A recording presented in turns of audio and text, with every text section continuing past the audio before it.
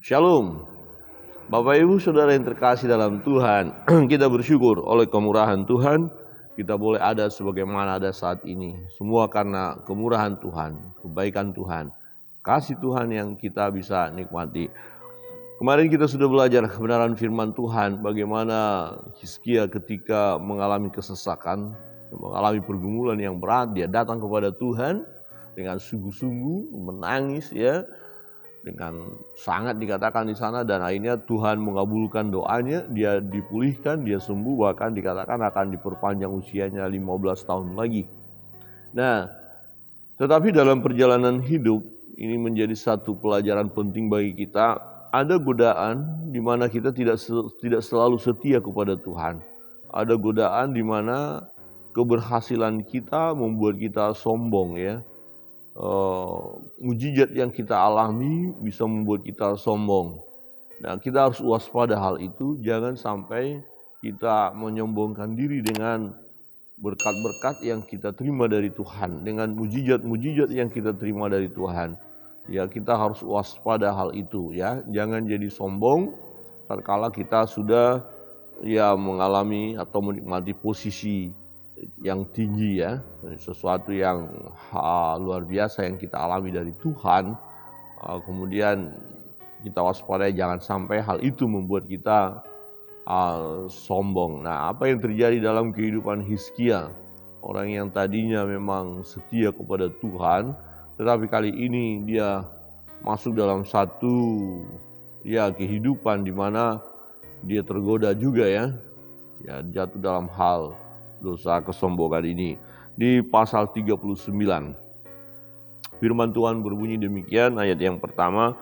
Pada waktu itu Merodak Baladan bin Baladan Raja Babel menyuruh orang membawa surat dan pemberian kepada Hizkia, sebab telah didengarnya bahwa Hizkia sakit tadinya dan sudah kuat kembali. Jadi Raja Babel mendengar bahwa tadinya Raja Hizkia ini sakit dan sudah sembuh. Jadi memberikan hadiah, ya memberikan pemberian sesuatu ya yang sangat berharga tentunya bagi Hizkia ini sebagai persahabatan. Ya, nah dalam hal di mana raja lain memberikan penghargaan kepada raja lain itu biasa, tidak ada masalah. Tetapi apa respon daripada Hizkia ya dengan utusan Raja Babel ini? Di dalam ayat yang kedua, Hizkia bersukacita atas kedatangan mereka.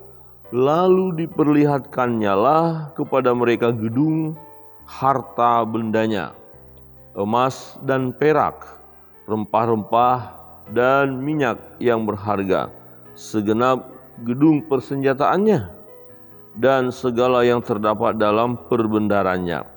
Tidak ada barang yang tidak diperlihatkan Hizkia kepada mereka di istananya dan di seluruh daerah kekuasaannya. Nah, apa motivasi raja ini, Raja Hizkia memamerkan kepunyaan mereka, harta miliknya, ya kekayaannya dipamerkan ya. Memang dia bersukacita kedatangan utusan Raja Babel. Nah, pertanyaannya mengapa harus dipertontonkan ya apa yang dia dimiliki ya. Utusan raja tidak punya motivasi ingin mengetahui itu semua. Yang dia tahu, dia diutus untuk memberi hadiah dan ingin melihat Raja Hizkia yang tadinya sakit dan sudah sembuh. Kira-kira begini, wah Raja Hizkia kan dapat mujizat, oh silakan utusan diutus supaya melihat bagaimana sih sebenarnya gitu ya. Waduh, supaya mengetahui ada mujizat itu dan sebagai rasa senangnya ada hadiah diberikan. Nah, tetapi Hizkia memamerkan, ya, mempertontonkan seluruh miliknya, seluruh milik umat itu, ya, persenjataan semuanya, dan hal ini adalah ya sesuatu yang tidak berkenan di hadapan Tuhan. Ya, jadi tidak hanya sekedar memperlihatkan, sebenarnya ada motivasi apa di balik memperlihatkan itu. Jadi kalau ada seseorang, ini tidak selalu tetapi ada kecenderungan. Saudara punya sesuatu selalu memperlihatkan, selalu mempertontonkan, selalu mau pengen ini tunjukin ke orang, tunjukin orang ya. Nah, salah satu bisa karena pengen supaya dihargai ya, supaya dikagumi, supaya dibilang wow, supaya dibilang luar biasa. Jadi motivasi yang keliru ya. Ya, jadi ingin dianggap hebat. Dengan kata lain menyombongkan diri.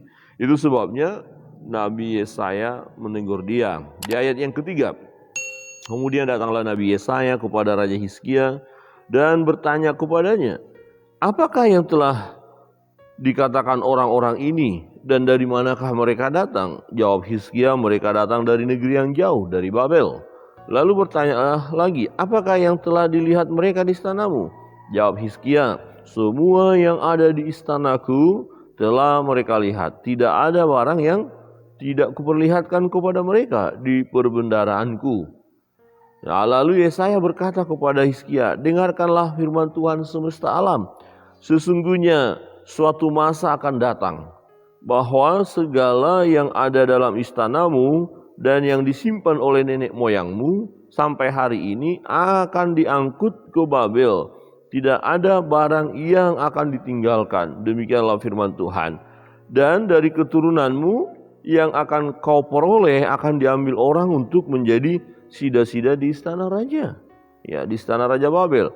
Nah, apa jawaban Hizkia ini sedikit tidak masuk akal, tetapi faktanya itu yang dikatakan oleh Hizkia. Jadi tadi Yesaya berkata, ini kamu kenapa kau perlihatkan semua itu? Nah, apa yang kau perlihatkan ini semua akan diangkut, dan ini adalah satu tanda bahwa nanti Yehuda akan diangkut ke Babel semuanya. Nah, Hizkia berkata begini, Hizkia menjawab kepada Yesaya, sungguh baik firman Tuhan yang engkau ucapkan itu, tetapi pikirnya asal ada damai dan keamanan seumur hidupku. Nah, ini satu pernyataan yang sulit kita terima sebenarnya ya.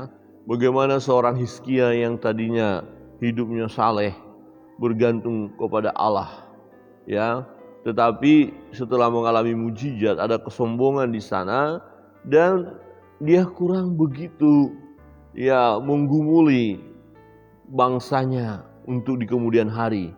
Ya, dia tidak menggumuli keadaan anak-anaknya atau keturunannya di masa yang akan datang. Karena dia menjawab ya, sungguh baik firman Tuhan yang engkau ucapkan, tetapi pikirnya asal ada damai dan keamanan seumur hidupku. Jadi entah masalah nanti akan terjadi apa ya terserah. Yang penting masa saya aman, tenang sebagai raja. Ya, nanti keturunan saya di bawah saya mau ada kesulitan, mau apa ya terserah. Nah, ini sesuatu yang tidak baik. Bapak Ibu Saudara yang terkasih dalam Tuhan, pikiran seperti ini harus kita hindari. Nah, berbahaya kalau pikiran kita hanya untuk diri kita saja. Misalnya begini, kita melayani sebagai pelayan Tuhan. Kita punya tempat seperti ini. Nah, jangan sampai kita melayani, udahlah gampang gini-gini aja, nggak usah, yang penting masa kita udah selesai. Kalau masalah anak-anak kita, biar mereka yang berpikir nanti. Nanti kalau terjadi kesulitan, ya nggak apa-apa, itu urusan mereka, bukan urusan kita lagi. Wah, itu kan sangat mengerikan itu. Ya, atau orang tua, ya, bapak ibu punya usaha, punya pekerjaan, kemudian ada orang menasihati, bapak ibu tolong dibuatkan asuransi untuk usaha itu, untuk pekerjaan itu, tolong ada tabungan persiapan untuk anak cucu. Kemudian kita jawab, enggak perlu, yang ini aja untuk kita aja. Anak cucu nanti ya punya sendiri, mereka cari sendiri, ada urusannya sendiri. Yang penting masa kita nikmati. Kalau kita tinggalkan keadaan apapun, itu bukan urusan kita lagi. Nah, ini kan kurang bagus. Ya, orang tua yang baik mestinya dia pikirkan, kalau saya tidak ada, tentu ada sesuatu yang mau saya tinggalkan untuk anak cucu saya ya. Ada modal mereka nanti, ya, ada yang harus mereka miliki supaya mereka tidak terlantar. Ya, tidak boleh saya habiskan pada masa saya. Nah, tapi kalau pikiran kita seperti Hizkia, yang penting masa saya, dana yang kita ada hari ini, wah jalan-jalan saja, poya-poya saja, nggak ada tabungan, nggak ada untuk masa depan anak-anak. Nah, giliran kita sudah tidak ada anak-anak untuk dapat kontrak rumah aja mereka susah gitu, harus cari. Waduh, luar biasa. Padahal papa mamanya tadi punya uang. Loh, kemana uangnya semua? Oh, dihabisin papa mamanya. Jalan-jalan, ya tamasya terus. Ya, tidak memikirkan masa yang akan datang. Nah, saudara yang terkasih dalam Tuhan, Yesaya menyampaikan kebenaran firman Allah memang menjadi satu tanda dari tindakan daripada Hizkia. Jadi begini Bapak Ibu, tidak hanya sekedar tanda. Kalau saya melihat ini tidak hanya sekedar tanda. Kembali, walaupun tidak dijelaskan secara detail dalam ayat ini bahwa memang Hizkia ya memperlihatkan karena ada kesombongan, tetapi jelas ada motivasi ya untuk memamerkan apa yang ada padanya. Namun dengan tindakan inilah nyata satu tanda di mana memang nanti Yehuda akan dibuang ke Babel. Ya, bahwa nanti Raja Babel akan datang ya untuk menawan, ya mengangkut mereka, mengangkut barang-barang mereka. Bahkan bait Allah dihancurkan, perkakas-perkakas rumah Tuhan diangkut semuanya ke Babel. Ini terjadi 100 tahun, kurang lebih 100 tahun kemudian, ya setelah pelayanan Nabi Yesaya, ya Nabi Yesaya nanti dan Nabi Yeremia yang akan mengalami hal itu, ya.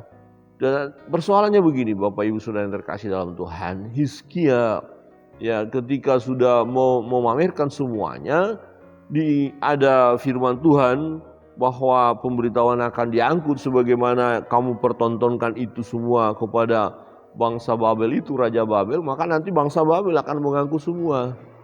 Ya, tetapi dia bilang, wah ini luar biasa, sungguh baik firman Tuhan yang kau ucapkan, tetapi pikirnya asal ada damai dan keamanan seumur hidupku.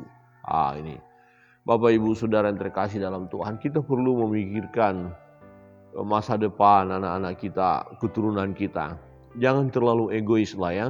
Kalau kita lihat di sini, Yesaya boleh dikatakan ini egois banget dia dengan pernyataannya ini. Ya, oke baik. Dia diingatkan, Yesaya datang, Nabi Allah ini datang. Tanya ini dari mana? Ya dari Babel. Terus apa yang mereka sudah lihat? Oh semua sudah lihat. Oh mungkin dengan bangganya ya. Hizkia sampai, oh sudah saya tunjukin semua tuh. Ya udah bangga dia. Tetapi Yesaya berkata, semua yang kau beritahu tuh, kamu perlihatkan kepada Babel akan diangkut semuanya, ya. Dan keturunanmu yang akan kau peroleh akan diambil orang untuk menjadi sida-sida di istana Raja Babel. Jadi tidak lagi di Yehuda tetapi di tempat pembuangan. Jadi sida-sida ya, jadi pekerja lah dikatakan. Ya. Dan Yesaya bilang, Hizkia bilang, wah baik sekali apa yang disampaikan oleh Nabi Yesaya. Kenapa baik? Baiknya di mana? Baiknya adalah bukan pada zaman saya, ya. Jadi kalau kita lihat istilah-istilah sekarang, ada itu kalau kita naik mobil, ada truk di depan kita, kemudian ada tulisan, ya dikatakan apa? Enak zamanku toh, gitu ya. Ya, enak zamanku toh. Jadi zamannya ya kalau dalam truk itu kan ada mantan presiden yang dulu ya. Jadi katanya yang penting zaman sekarang ya bagaimana ya terserah, ternyata nggak lebih nyaman begitu. Tidak, kita nggak boleh berpikir seperti itu ya. Jadi jangan yang penting zaman saya yang enak, nanti zaman anak-anak saya, cucu-cucu saya, terserah mau jadi apa. Ya. Keturunan daripada Hizkia, nanti ini raja terakhir yaitu Zedekia. Ya, generasi keempat kira-kira begitu. Nanti baru diangkut dia. Semua bangsa Yehuda dibuang ke Babel, digenapi nubuatan daripada nabi ini. Saudara yang terkasih dalam Tuhan, dalam perjalanan hidup kita, satu hal yang perlu kita lihat, kita waspadai, jangan sampai kita terjebak dalam kesombongan seperti apa yang dilakukan oleh Hizkia. Ya, Hizkia ketika menerima tamu-tamunya dari Babel, dia mempertontonkan semua apa yang dia miliki. Ya, kan sebenarnya menjadi pertanyaan kita kan tadi begitu. Kenapa harus dipertontonkan? Mengapa harus diperlihatkan itu? Cukup dia menunjukkan dirinya yang sudah sembuh. Menerima tamu itu selesai, tamu sudah pulang. Tapi ini tidak, ada apa di balik itu? Nah, ada apa di balik itu kan? Kalau saudara mulai memamerkan apa yang saudara punya, ada apa? Saya pikir kita tidak harus perlu memamerkan apa yang kita punya. Berbahaya ini, ada motivasi apa kan begitu? Ya. Jadi Bapak Ibu Saudara yang terkasih dalam Tuhan, mari kita hanya bersyukur kepada Tuhan, ya, syukur kita pribadi kepada Allah atas berkat-berkat yang kita terima, mujizat-mujizat yang kita alami. Tidak boleh membuat kita menjadi merasa lebih istimewa daripada yang lain. Ada mungkin seseorang begini, dia dapat mujizat, dia dapat berkat, dia merasa lebih disayang oleh Tuhan daripada yang lain. Jadi dia merasa, wah kalau saya berdoa, saya dijawabkan doa saya. Kalau saya begini, dikabulkan Tuhan. Akhirnya orang yang mendengar kesaksian ini bukannya jadi berkat. Bagi dia akhirnya jadi jadi gak suka. Ini orang ini kok sombong banget sih. Ya, nah berbeda dengan kesaksian, menyaksikan bagaimana perbuatan Tuhan yang ajaib. Ya, boleh, bukan untuk menyombongkan diri kita. Wah, kita bercerita dengan cara yang baik, benar, yang didasari oleh motivasi yang benar. Tidak apa-apa, memang kita harus bersaksi. Puji Tuhan, ada berkat Tuhan secara ajaib. Ya, kami ditolong, bla bla bla bla, kami diberkati, bla bla, kan tidak apa-apa. Tapi kalau, pokoknya kalau saya berdoa, saya minta sama Tuhan, kau dikabulkan. Kalau saya sudah berdoa, saya sungguh dikabulkan. Nah ini kan dari gaya kita menyampaikan itu kan seolah-olah kita yang lebih hebat daripada yang lain. Nah akhirnya orang yang sudah berdoa dan belum dikabulkan Tuhan akhirnya merasa, saya ini jangan-jangan saya nggak seperti dia, saya nggak punya iman ya kalau begitu ya. Saya nggak ada apa-apanya jadi ini. Nah, dia akhirnya tawar hati kan. Ya, jadi kembali kepada motivasi kita. Saudara yang terkasih dalam Tuhan, ya bisa saja kita dipakai oleh Tuhan lebih hebat, lebih luar biasa ya daripada yang lain, tapi jangan itu membuat kita sombong ya. Tetap kita ya bersyukur dengan cara yang tepat lah, bersaksilah, tapi dengan cara yang benar, dengan cara yang tepat, tidak masalah. Perlu kita bersaksi supaya saudara-saudara kita, teman, sahabat yang lain yang mendengarkan kesaksian kita diberkati Tuhan. Jadi mereka pun memandang kepada Allah yang berkuasa menolong. Sebagaimana Allah menolong kita, membuat mujizat bagi kita, dan mereka pun akan memandang kepada Allah yang bisa membuat mujizat bagi mereka. Ya, manakala mereka memiliki iman melalui kesaksian kita, nah maka mereka akan diberkati. Tapi kalau kesaksian kita tadi kita awali dengan motivasi yang tidak benar untuk menyombongkan diri kita, menganggap diri kita hebat, gagal, nah ini akan menjadi batu sandungan. Dan ini pun tidak berkenan di hadapan Tuhan. Saudara yang terkasih dalam Tuhan, Hizkia terjebak ya, untuk masuk membanggakan dirinya, memperlihatkan semua isi istananya, dan ini menjadi tanda ya bahwa keadaan umat, keadaan bangsa Yehuda ya akan seperti itu. Apa yang dilihat oleh utusan daripada Raja Babel, semuanya akan diangkut. Bahkan keturunan ya atau anak-anak daripada Hizkia sebagai raja, ya semua umat Yehuda akan diangkut, dibawa ke pembuangan di Babel. Nah, Hizkia berkata, ya baik, firman itu baik. Yang penting jangan pada masaku, ya, jangan pada zamanku. Ya, nanti setelah generasi berikut ya terserahlah. Nah ini menjadi satu peringatan bagi kita supaya kita jangan terjebak dengan pola pemikiran seperti itu. Jangan kita hanya berpikir untuk diri kita. Jangan berpikir hanya untuk diri kita. Cobalah kita memikirkan, ya berpikir menggumuli ya masa-masa yang akan datang. Ya misalnya satu contoh dalam bentuk pelayanan misalnya. Jangan kita hanya berpikir untuk diri kita. Tetapi pikirkan generasi baru, generasi berikut.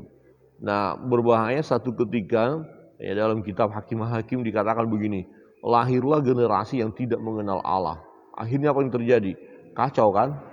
Mengerikan sekali karena mereka tidak mengenal Allah. Persoalannya mengapa sampai terjadi satu generasi yang tidak mengenal Allah? Nah, generasi sebelumnya tidak mengajarkan, tidak menceritakan ya tentang Allah itu. Itu salah satunya. Jadi generasi kita sekarang menyembah Tuhan.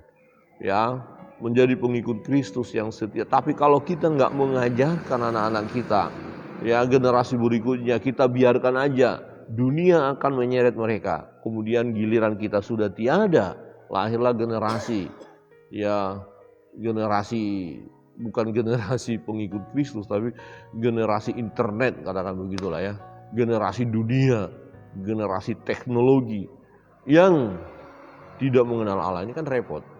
Ya teknologi kita nggak bisa batasi, justru kita manfaatkan untuk kemuliaan Tuhan. Jadi tetap kita bercerita tentang kebenaran, tentang firman Allah kepada generasi demi generasi. Jadi jangan kita memikirkan hanya untuk diri kita saja. Kiranya Tuhan memberkati kita sekalian.